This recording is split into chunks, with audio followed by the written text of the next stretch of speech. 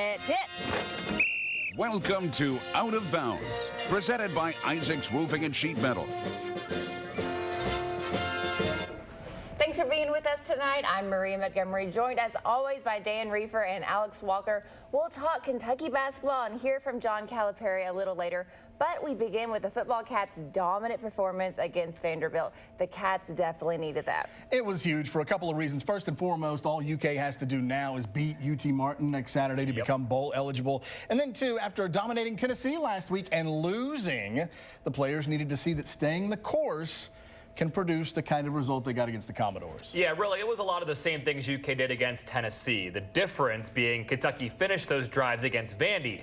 The Cats had 5 consecutive drives that ended with touchdowns against the Commodores. All right, so let's get to the top plays presented by Kentucky Greenleaf. We have to start with Lynn Bowden, who ran for 110 yards and a touchdown. And with that, Bowden joins Mike Fanuzzi as the only other Kentucky quarterback with 4 games of 100 or more rushing yards. Bowden had 10 runs of 9 yards or more against Vandy and is now up to 822 yards rushing this season with an average of 7 yards a carry. So he's got a shot at becoming a 1,000-yard rusher this season. Incredible. And that brings us to the postgame comments sponsored by the Bob Allen Motor Mall. You know, you have to give him the credit that he deserves. You're right, because we're all sitting, you know, watching this unfold through this season, and we kind of get tired of talking about it. You know, or y'all may get tired of writing about it, but you really have to give him the credit he deserves, because it's not easy doing what he's doing, and it's not just some athlete back there, you know, just making plays. I mean, he's doing some amazing things. Well, none of us are surprised now with Lynn Bowden running the ball, but he had his best passing game of the season Saturday. Bowden completed 8 of 10 passes for 104 yards and a touchdown. The ability to connect on the deep ball continued to elude him, but he put together some throws when he needed to, especially at the end of that first half. Yeah, with under a minute to go at the Vanderbilt 25-yard line, Bowden completed 3 consecutive passes, capped by the tip drill. The tip ball, Josh Ali touchdown right here. And look, when UK had to run the 2-minute offense with Bowden, it worked. We work on it. You know, we do it against our defense. You know, I think if we did a lot more, we'd be one of the best teams in the nation, just period. You know, but that's the coach's decision. But I think we just, everything they threw at us, we just executed it. It was fun to see. It was good. It was critical for us to work on that and to do that and to convert on a passing down when it was an obvious passing down. And, you know, it was a big play, that momentum. Now back to the running game. Kentucky had its best rushing performance in 3 years, and it was more than just Lynn Bowden. Chris Rodriguez ran for a career-high 129 yards and 2 touchdowns. Listen to this. He averaged nearly 9 yards a carry against the Commodores. Is that a lot? That's crazy. It was also a career day for Cavassier Smoke, past the Cavassier. He almost hit the century mark. 95 yards rushing and a touchdown. But his most impressive play of the game came on 3rd and 26 when Smoke took a screen 28 yards for a first down. Some of the runs they made today I haven't necessarily always seen. And, you know, you've seen flashes. You've seen them do some really good things. But today I saw a couple runs they kind of took over. And you know, pretty determined, tough runs. Well, those opportunities for Chris Rodriguez and Cavassier Smoke were thanks to an A.J. Rose first-quarter fumble, which Vandy returned for a touchdown to take a 14-3 lead. Now, Rose, he didn't see the field again the rest of the game. No, he did not. Rose had runs of 24 and 49 yards before that fumble. You'll see one here. So he was likely on his way to a big day. Now, after the game, Mark Stoops said Rose will be right back out there as the starting running back next Saturday. All right, so now let's switch over to defense. Kentucky had a really good one last season, and it's taken a little while, but the Cats have a pretty darn good defense again this season. Indeed. Clearly, the foundation has been built. The talent is there to sustain solid play on defense. Through 10 games, UK has the second best passing defense in the SEC. You heard that right. The second best passing defense in the SEC, number 7 in total defense. Here's another impressive stat. By limiting Vandy to 198 total yards, Kentucky has now held 5 straight SEC teams to 305 yards or less for the first time since 1977. very pleased. Just gave all those defense coaches a big hug and a thanks, because I think they're doing a really great job with some inexperienced guys. But as I mentioned, early, I mean, we're going to go through some issues. I mean, that just happens. You have to make some mistakes, to get the growth and experience. But we have talent, and it's getting better and better. And very pleased, because there's a lot of players out there that are going to be playing the next couple years. Well, by the time the fourth quarter rolled around against Vanderbilt, Kentucky had built a 38-14 lead, which allowed Mark Stoops to play a bunch of guys who haven't seen much action this season. Yeah, I'm not going to run through all the names, but a ton of guys who don't play much got into the game. One guy who hasn't really played since September, Sawyer Smith, was out there throwing the ball. And Lafayette's Owen Walker-Wood got to run the offense for a series, but back to Sawyer Smith. He looked pretty good throwing the ball, and he was asked why it took so long for him to get back on the field. So, I haven't been able to really, I wasn't back to 100% until probably last week or so. I can warm up on the field, but warm up on the sideline, that's like throwing 10 yards, 15 yards at max. So, I mean, that's easy. Anybody can throw 15 yards. And there's ones that are coming out in my range, and they're coming back. They're getting better, and it's just coming back, getting back into it. That's why we were throwing it a little bit, getting Sawyer, getting the dust off him, and letting him get some game reps. Normally, I would be wanting to run the clock and get out of there. I have such great respect for Coach Mason and this program, so I would have liked to got out of there, but we needed the snaps. Our team needed it, so Sawyer needed to make some throws, and then it was really important to get Walker in there. And that's been on my mind, to get him in the game. So really proud of him and just what he's done and what he's meant to this program. And so I wanted to give him a few throws and get him out there and get him some snaps and just see what he can do. He deserves it. I think that first pass I threw, that was a late hit. And I got up, I looked at Smoke, I was like, damn, that felt good. Because, I mean, it's football, so I love it, and it was good to be back out there. It was nice to see Walker-Wood get in the game. It was. Finally, good stuff. All right, well, coming up next on Out of Bounds, our takeaways from the weekend, including a discussion about those Louisville Cardinals. Can the Cats win the Governor's Cup with this current style of play? We find out next. Welcome back to Out of Bounds, and it's time for our takeaways from the weekend, and we begin with a big blow to Alabama. Against Miss State yesterday, Tua Tagovailoa suffered a dislocated hip. He's done for the season, so now the question becomes, can the Crimson Tide continue to win with former UK commit Mac Jones at quarterback? The AP poll voters have already jumped Georgia ahead of Bama to number 4. The Tide's number 5. And another unbeaten team fell Saturday night after Oklahoma rallied to beat Baylor. College game day was in Waco for this one, and the Baylor fans were feeling themselves after their Bears built a 28-3 lead. That's a dangerous lead. Falcons. Alabama quarterback Jalen Hurts led the Sooners back to a 34-31 win. I bet the Tide really wishes they still had Jalen Hurts now, right? Yeah, well, No from doubt.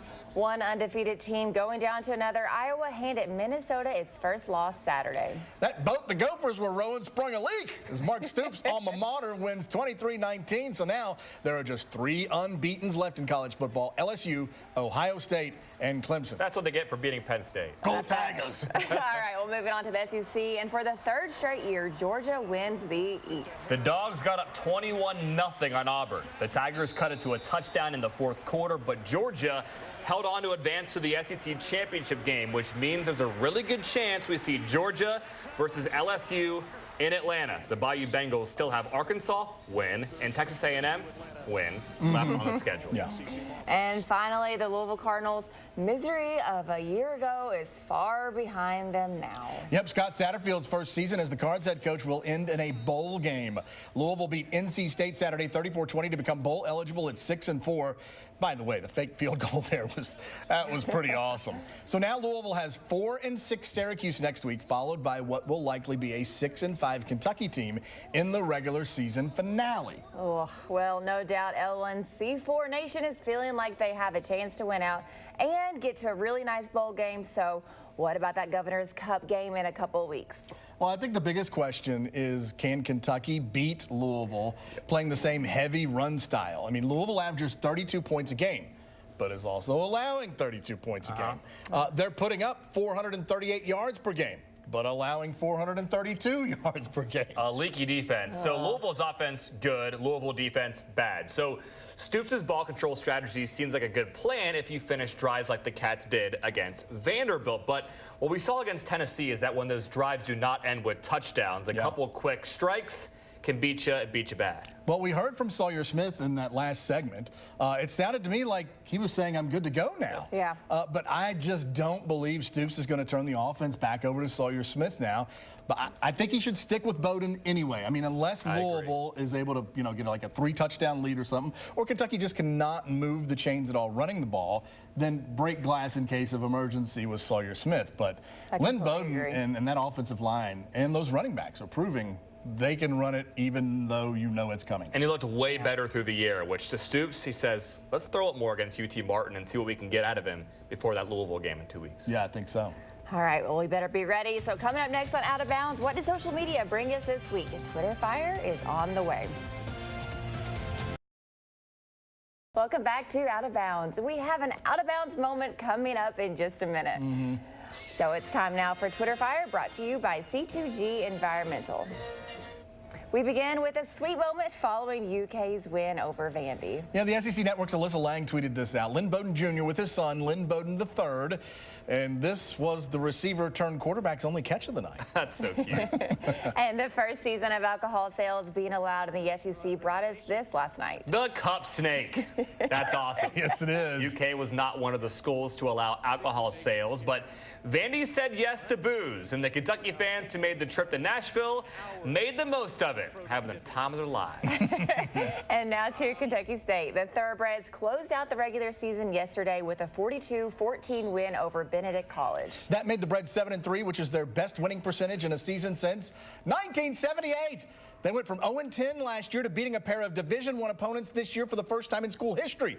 Big congrats to Coach Charlie Jackson in his first season as KSU's head coach. And congrats are also in order for former Kentucky Wildcat and Harrodsburg native Craig Yeast, who is currently the head football coach at Kentucky Wesleyan. Yeast picked up his first win as a collegiate coach yesterday as the Panthers beat Alderson Brodus. This is Yeast's first season at KWC, and the team was 0-10 heading into Saturday's season finale. Very cool. A nice way to finish off year one for Yeast. Big things to come. That's right, and we finish with basketball.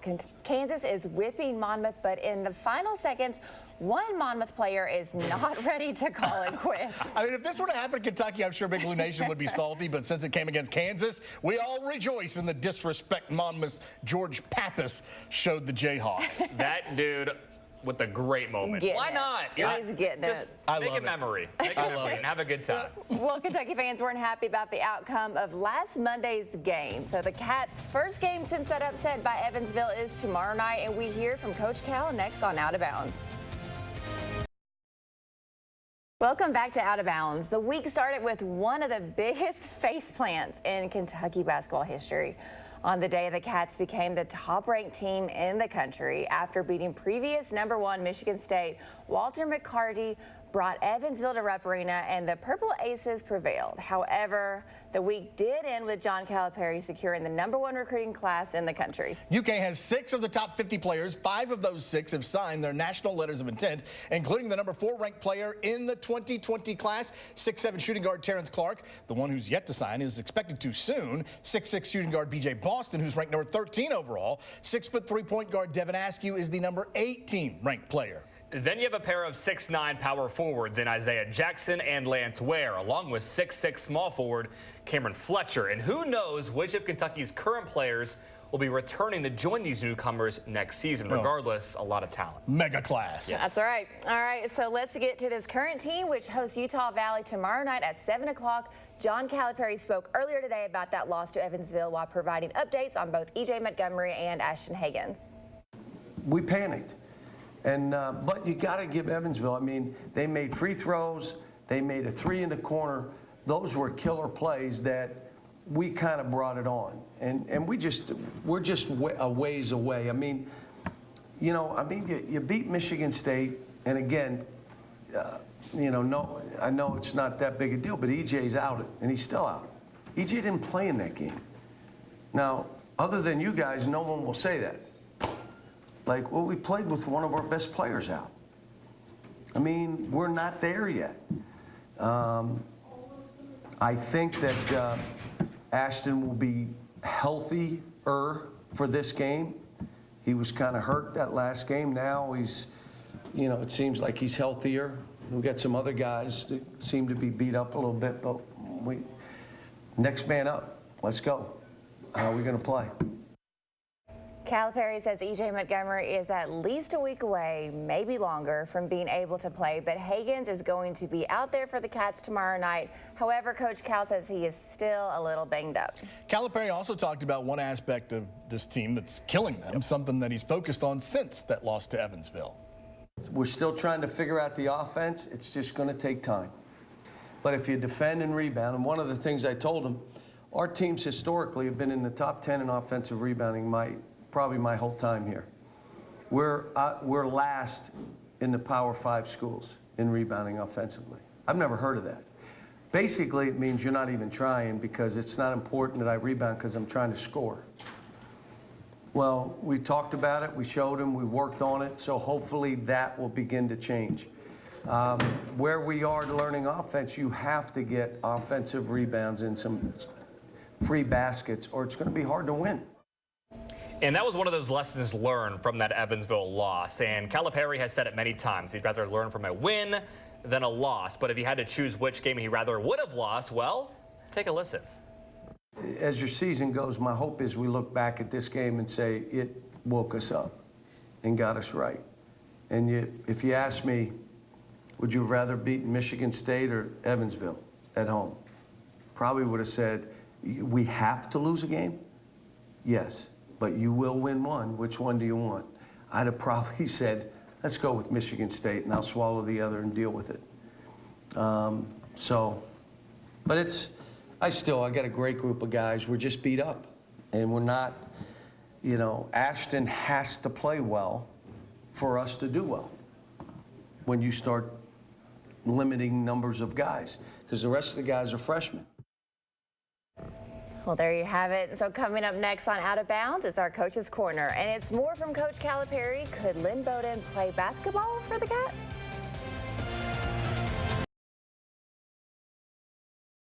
Welcome back to Out of Bounds.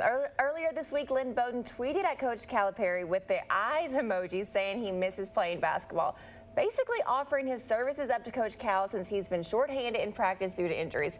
Calipari was asked about that today. Here is our Coach's Corner, provided to you by West Shore Home. He's here. He'd probably start for us. I think Mark would kill me if I said, yes, bring him over. But he's a competitive boy. Whew. Well, he's already the team's leading rusher. Yep. He's the leading receiver. If he throws for like 300, 400 more yards, he'll be the leading passer. So why not just play basketball, too? I want to see him practice against those UK guards. He can probably handle his own because we've questioned him before, and what happened? He proved us wrong. He's one of the best athletes in this state, in this country. So it'll be fun to watch him hoop. That's right. All right. Well, thanks for joining us tonight. We'll see you next Sunday.